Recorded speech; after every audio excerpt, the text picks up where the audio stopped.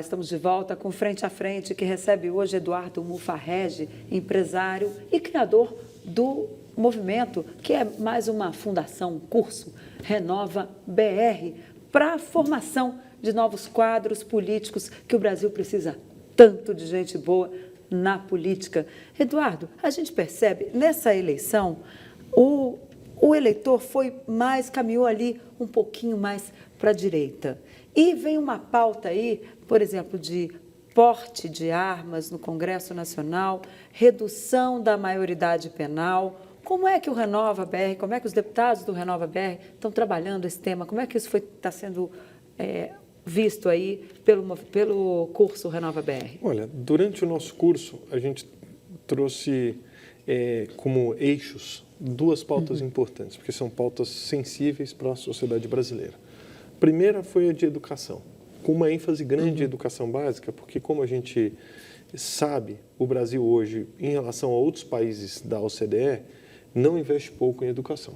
Mas, ao mesmo tempo, a gente teve um incremento grande em gasto, sem conseguir ver nenhuma melhoria relevante, pelo menos nas provas internacionais, quando a gente olha para o PISA, e a gente tem esses problemas de produtividade que seguem. Então, muito do que a gente trouxe na formação foi baseado nisso. Como é que a gente reduz evasão no ensino médio, que é um problema gigantesco no nosso país? Como é que a gente ajuda a fazer com que primeira infância vire uma prioridade? Então, a gente teve uma sessão super longa tratando de primeira infância. Então, temas como escola sem partido, outras coisas como essa, a gente acha que são secundários dentro da necessidade da educação atual. É importante? Acho que existe uma questão de discussão de ideologia? Sim, ela tem que ser endereçada, sim, mas ela não é central dentro das mudanças que o Brasil tem que promover na sua trajetória educacional. Já na parte de segurança, muito do que a gente tentou produzir, até porque dentro do próprio Renova você tinha uma série de representantes de polícias, mas também tinham egressos do sistema prisional, foi até uma combinação interessante, de que forma que a segurança, que virou um problema de cidades, e não só de cidades grandes, mas de cidades médias, cidades pequenas no Brasil, consegue encontrar uma solução. Eu tenho aí, infelizmente, uma notícia ruim para a sociedade, que a gente sabe da situação dos estados, a gente sabe da situação de falência dos estados, e a segurança pública é a responsabilidade dos estados, não é uma responsabilidade da União. Então, esse é um problema que eu acho que vai perdurar por muito tempo, e eu acho que, assim, existem discussões sobre quais são caminhos que ajudam a promover a redução de criminalidade. Deve continuar assim, porque há um debate forte aí para mudar a Constituição e dar à União também ali uma responsabilidade na segurança pública. Olha, eu não sou especialista, mas o que eu posso te dizer é o seguinte: o Brasil tem um modelo de polícia que é diferente do resto do mundo. A gente tem um modelo de polícia matricial, onde a polícia militar faz um papel, a polícia civil faz um papel e a gente tem que apostar... Bombeiro faz outro, a gente tem que apostar na complementação. Tem uma questão que eu acho que é interessante... E o guarda municipal faz outra função. Então, a gente fica com a sensação que tem polícia de mais, mas polícia de menos, né? Então, talvez a gente pensar no ciclo completo, onde você pega, investiga, aprende e tal, né? Você não fala, pô, eu só faço isso ou aquele só faz aquilo, enquanto a população está desguarnecida. Esse é um debate que precisa ser trazido. Deve ter uma polícia nacional, ou pelo menos uma política nacional?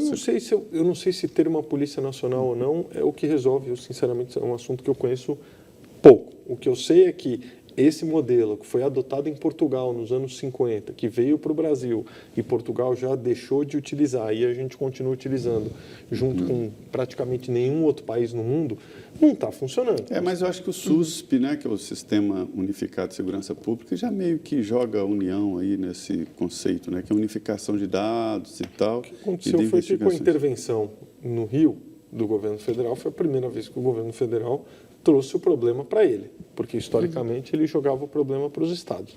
Então, acho que assim, segurança é uma pauta, é um problema, e a maior promessa de campanha do presidente Jair Bolsonaro. Então, alguma coisa vai ter que ser feita. Você, enquanto paulistano, apoia a posse de armas? Olha, eu nunca encostei numa arma na vida, então, assim, para uso prático, né? Assim, Eu morei na Argentina quando eu era mais novo, e lá eles caçam muito, né? Eu morei com uma família que eles caçavam, tem uma cultura de caça, mas assim, arma para você andar, para ir no restaurante e tal, para mim é uma coisa muito distante. E dentro de casa também não? Também não, mas assim, eu entendo, por outro lado, que assim, se o Estado não está conseguindo te dar o amparo que você precisa, esse é o problema, a gente está numa dicotomia. O Estado não consegue te dar o amparo, você liga para a polícia não vem. Então você quer ter, e aí você não tem o direito de legítima defesa quando você está sendo assaltado, está tendo algum tipo de violência contra você. É super complexo. Ô, Eduardo, você é um empresário também do setor de educação, né? E você disse que o governo gasta bem com a educação, e é verdade. Dados do IPEA, um estudo muito bom feito pelo Ellery, pelo Ayrton Ellery, mostra que a União gasta muito em educação, acima de médias de vários países, e a educação não é boa, ou seja, falta gestão. E ele visitou vários estados e municípios para chegar a essa conclusão.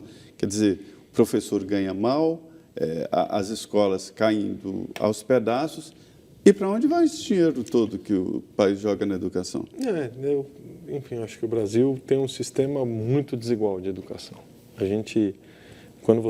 Se você for pensar, né, que a gente tem uma educação para a família pobre, pública, para quem não pode pagar a educação privada, que aliás são 84% dos alunos brasileiros, em grande parte de baixa qualidade, e depois uma educação superior de boa qualidade, gratuita, para quem normalmente vem da educação privada, então a gente tem uma inversão. Eu gosto de imaginar se você fosse explicar esse modelo para uma pessoa de qualquer lugar do mundo, e ele não vai entender, mas como assim você gasta na universidade, mas a sua educação básica é de péssima quer dizer, então qualidade. você tem uma condenação, é um sistema que amplia a desigualdade a cada momento. Mas de onde você tirou esse conceito de que a educação pública ela é de baixa qualidade e a privada é de melhor qualidade, sendo que o governo investe, paga melhor, bem melhor aos profissionais públicos e investe mais nas escolas? E por que você acha que a educação pública é de pior qualidade? Infelizmente, nem a educação pública nem a educação privada básica no Brasil são de excelente qualidade. Mas quando você olha as provas internacionais, a prova do PISA, onde você tem um recorte entre alunos de escola pública e alunos de escola... algumas escolas privadas. De algumas escolas, aquelas que se voluntariam, né, para fazer parte do exame, você tem uma mudança. Se você pensar nas notas do SISU, que é o exame que dá acesso ao Enem, da onde vêm as melhores notas do SISU? Não vem das escolas públicas. De algumas escolas privadas. E são a ideia é que algumas alunos, escolas privadas são boas, mas tem muita escola privada muito ruim e muito pior do que pública. Foi o que eu falei. Assim, na média, é que tudo você tem que olhar na média. Tem muita escola privada ruim, tem muita escola pública ruim, tem alguns sistemas públicos bons, tem outros sistemas públicos muito ruins. O que eu digo assim, nós temos um problema estrutural na educação brasileira.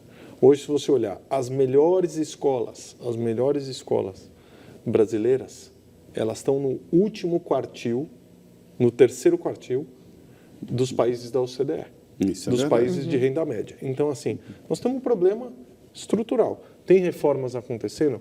Reforma curricular é importante? A BNCC é importante, porque se você não sabe o que você quer ensinar, você não sabe onde você vai chegar. Segundo, reforma do ensino médio, você vocacionar o aluno parece ser um caminho? Parece. Porque eu não sei se vocês têm filhos, eu tenho 3, e eles são completamente diferentes. Eu ensinar a mesma coisa para eles a vida inteira não parece fazer sentido.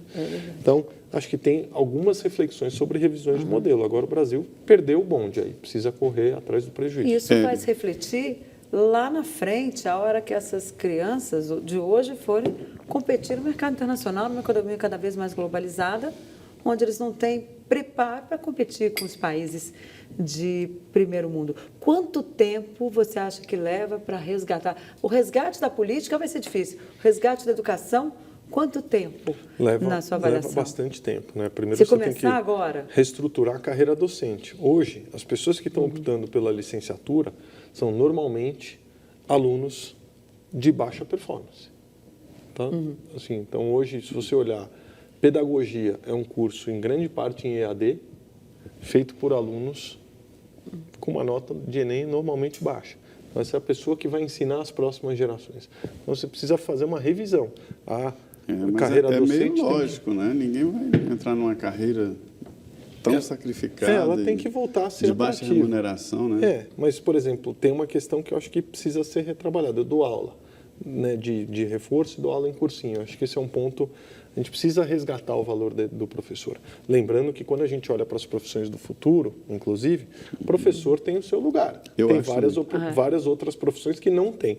Então, quem está nos assistindo deveria considerar a carreira docente. Mesmo que seja professor à distância, ou um professor diferente. Mas ela tem futuro. Vai ter futuro, Ou seja, sim. essa é uma que não acaba, né? Porque muitas outras estão acabando. Agora, eu queria voltar ainda na questão de segurança, a questão relativa à redução da maioridade penal. Isso é um assunto que entrou aí nos cursos do Renova? Não, a gente não abordou a questão de redução de maioridade penal.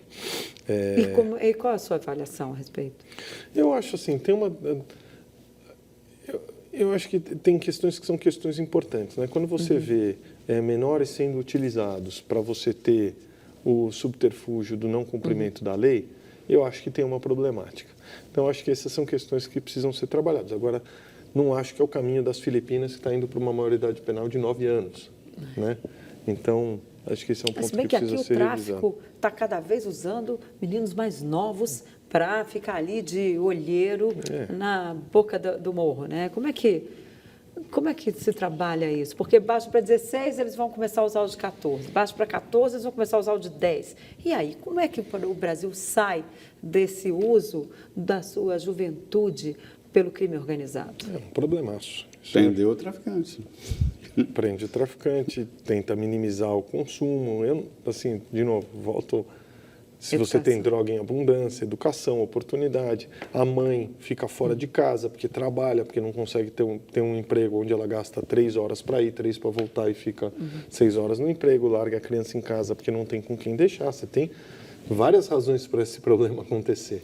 É importante que o Eduardo disse aqui antes, é o seguinte: os melhores alunos das melhores escolas brasileiras estão no nível ali das piores escolas da Europa, por exemplo, né? Isso é muito grave. É como se um rico empresário brasileiro que coloca o seu filho na melhor escola e paga uma nota. As escolas particulares estão cada vez mais caras, na média de 3 a 4 mil reais por mês, só o carnê, né? E aí ele recebe uma educação de uma escola chinfrim horrível de qualquer país da Europa. E isso é muito grave, talvez seja um comprometimento do futuro do Brasil. Mas voltando à política, Eduardo, é muito interessante que o que a gente vê no dia a dia da política é que os deputados estão dizendo que o modelo acabou. Ninguém domina mais voto, o prefeito que tradicionalmente elegia alguns deputados, ele não garante nenhum voto da família dele, porque ele defende um deputado, o filho está ali no WhatsApp já trabalhando com outro e tal. E acabou o modelo da política velha. Não é que alguém decidiu matar, não. Morreu de ruindade mesmo e pelo tempo. E como é que vai erguer esta política nova brasileira? Eu acho que a gente está num momento de transição. Eu não acho que a política velha morreu e ela está dando seus sinais na eleição do Senado, né? Então, mas da presidência, não a eleição para senadores, né? A lei já demonstrou uma mudança. Só 8 se reelegeram. Mas para a presidência do Senado. Do Nordeste, só 3 se reelegeram dos que tentaram. Mas, de uma certa forma, tem uma mensagem. Então, eu acho que a população... Eles estão tentando sobreviver. Então, né? tem uma luta pela sobrevivência. Eu acho que a gente está numa transição de modelo. E eu acho que o próprio papel do congressista, né, ou do parlamentar, também está sendo revisado. É o que a gente dizia. É projeto de lei ou é fiscalização? Qual é o papel do Congresso? Porque eu acho que a própria sociedade... Ou levar quadra de esportes para a prefeitura, ou emenda parlamentar, que é virar quase corretor de emenda para a prefeitura, que por dentro do Pacto Federativo, né, a revisão do Pacto Federativo não deveria acontecer, porque o dinheiro tem que estar na ponta, onde as pessoas moram. O prefeito não tem que ficar vindo para Brasília pedir, pelo amor de Deus, para ter um recurso para fazer uma obra. E nem pedir para o deputado. Nem para pedir para o deputado. Então, assim, nós precisamos fazer uma revisão de modelo. Porque, obviamente, ficar pedindo emenda enche a agenda de deputado. Né? É. Vai para lá, vai para cá, entra no Vai pra ministério. vira tal. despachante de Vira prefeito, despachante né, de na prefeito. esplanada. Mas por que o dinheiro não está na prefeitura? Por que não está lá, que é onde você tem a coleta de impostos, onde você tem a atividade acontecendo, onde as pessoas moram? Ninguém mora na esplanada ninguém dos mora na ministérios ou na União. Praça dos Três As pessoas Poderes ou na moram nas União. cidades, não moram Elas na moram União. nas cidades. Então, eu acho que tem várias coisas que o Brasil vai ter que atuar. Pacto Federativo é um dos pontos que eu acho que assim... Sim, mas como é que será essa nova política? Como é que Eu tenho muitas dúvidas. Eu acho que assim, primeiro, quando a gente olha para a própria questão da narrativa, da relevância, né? Meios de comunicação tiveram um peso. Hoje tem outro. Vários deputados já têm uma relação direta com a sua base eleitoral via mídias sociais. Já tem hoje a adoção de aplicativos de acompanhamento legislativo, onde o teu eleitor sabe exatamente o que o deputado está fazendo, pode opinar em votações e tal. Então, a gente está passando por um momento de digitalização, quase uma democracia de mudança. direta, né? Quase uma democracia digital. Então, como é que a gente avança? Acho que estamos no começo desse processo. E aí eu não me arriscaria a dizer o que vai ser. O que Mas eu posso não é dizer é que tem alguma coisa. preocupante, porque existem muitas propostas em discussão que elas são impopulares. Aí chega na rede social, o deputado vai votar numa reforma da Previdência, aí vem, apanha na rede social de quem votou nele até não poder mais. Isso não é um risco também, porque nem sempre eles vão poder jogar para a plateia. É um risco, mas assim, tem questões, a questão da Previdência parece uma questão religiosa no Brasil que você não pode debater.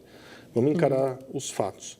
O Brasil é um país de idade média, não é um país que envelheceu e já gasta em percentual sobre PIB o mesmo que países como Itália, Grécia e Japão, que são países que já envelheceram.